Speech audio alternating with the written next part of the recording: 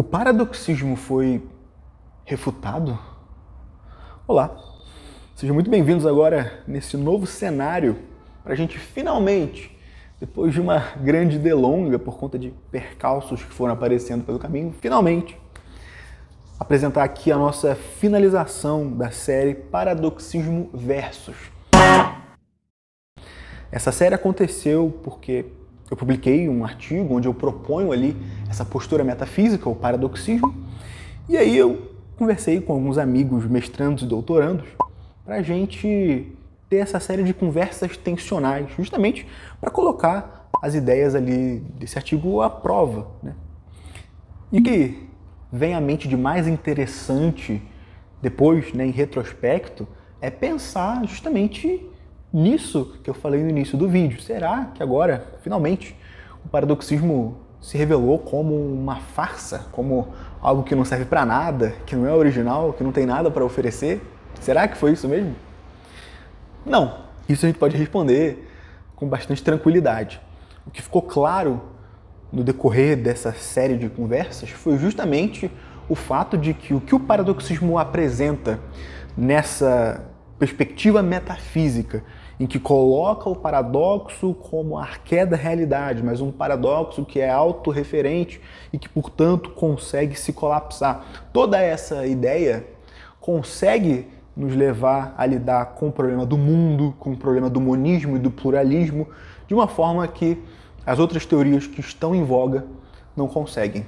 Então, isso foi algo bem positivo. Essa pergunta pode ser respondida assim, basicamente.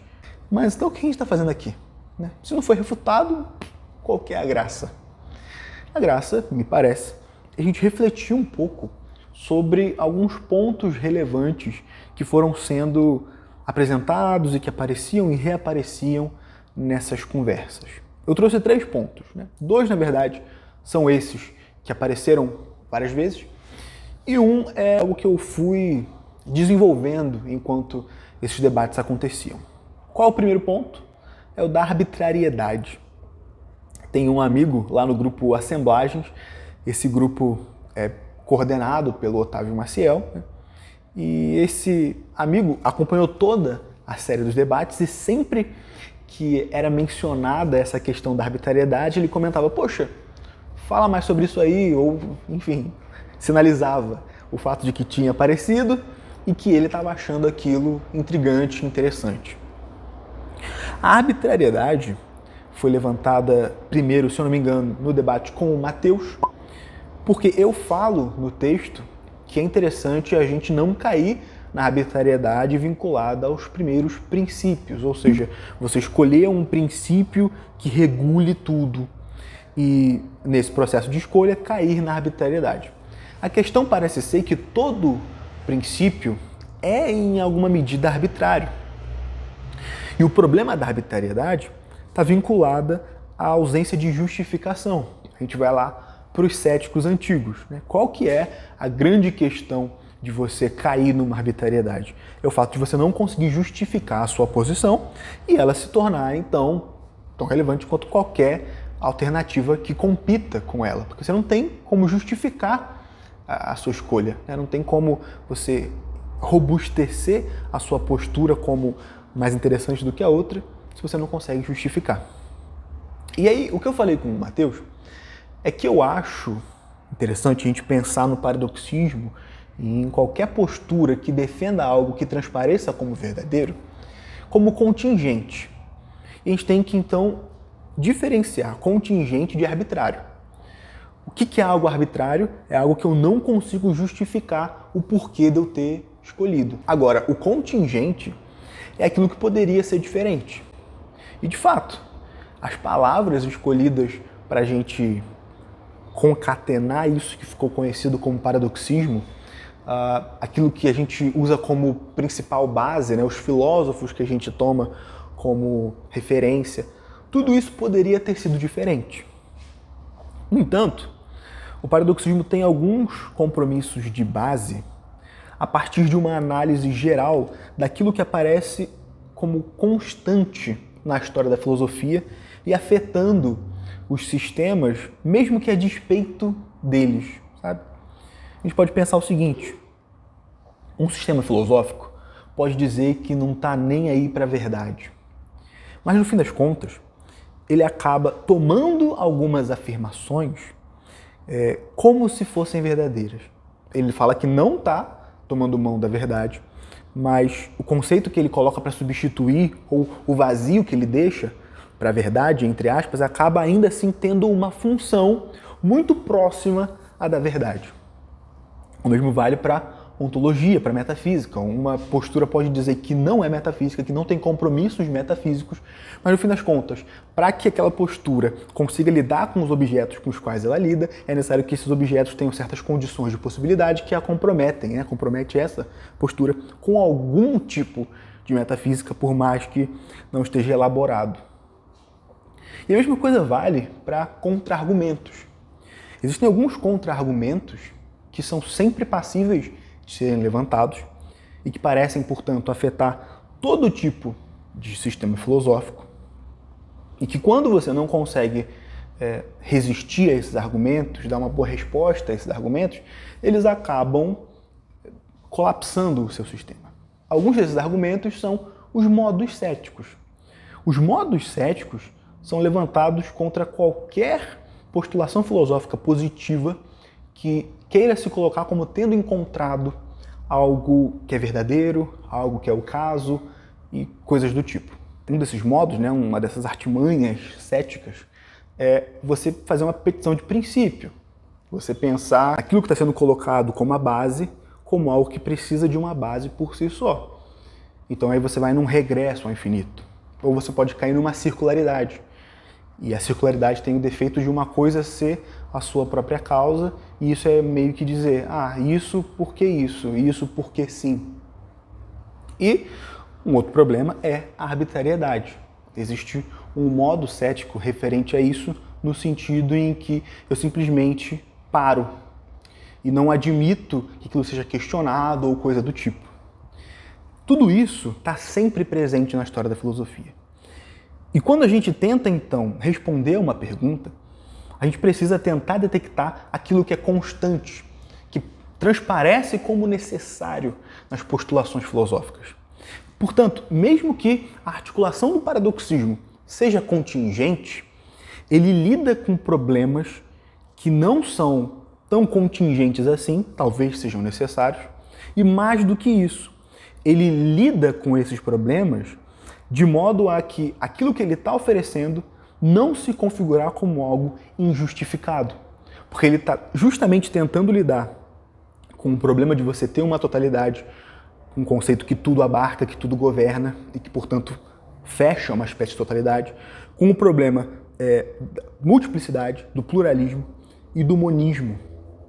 Além, claro, de questões epistemológicas e tal, a partir do oferecimento de respostas a questões que destroem todos os sistemas competidores. Portanto, ele é contingente, mas não é arbitrário.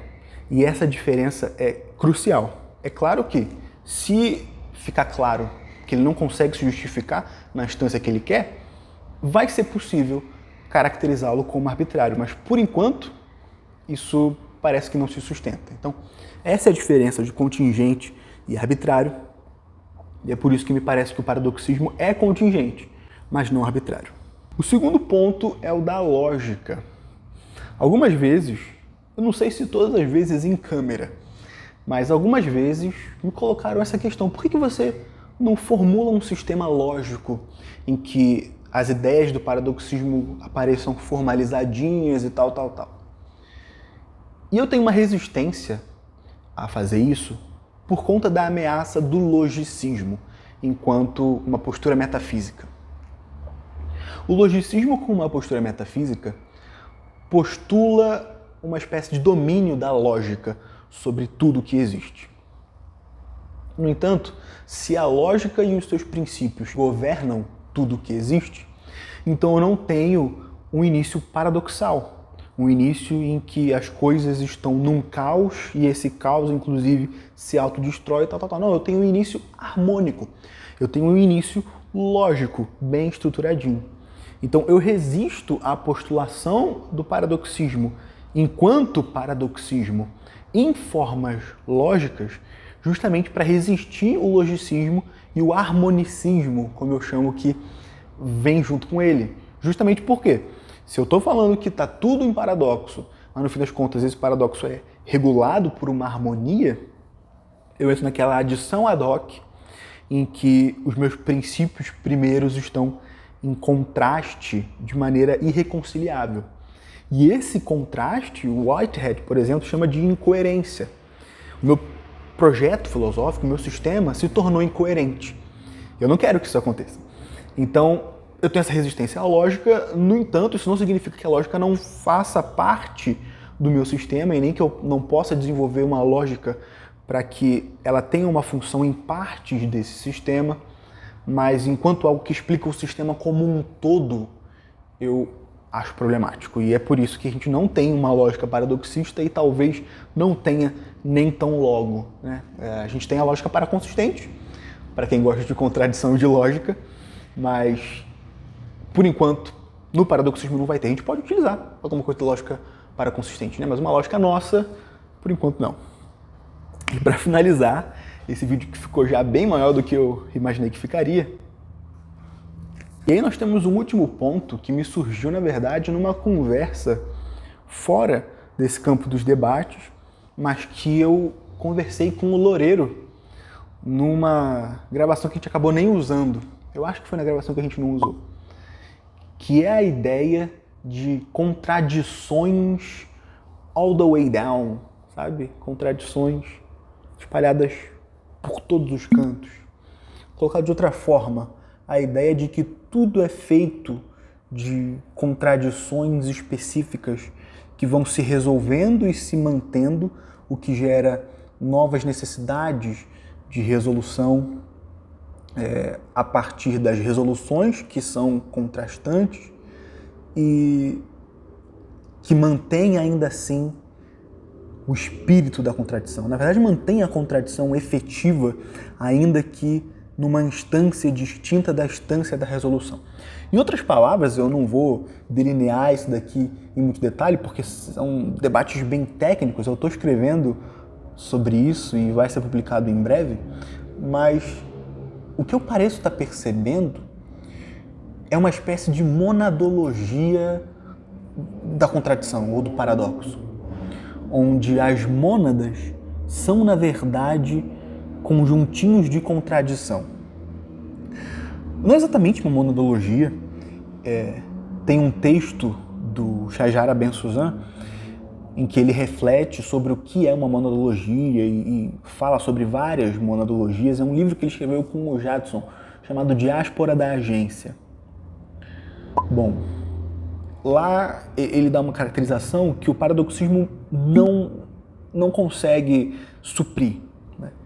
Mas ele mesmo tem um sistema chamado indexicalismo, que também não é bem uma monadologia, é uma pseudomonadologia. Então talvez o paradoxismo tenha uma pseudomonadologia, mas é um modo de pensar a unidade como uma unidade contraditória que necessita da lida com outras unidades contraditórias para ir se estabilizando, mas mantendo a contradição.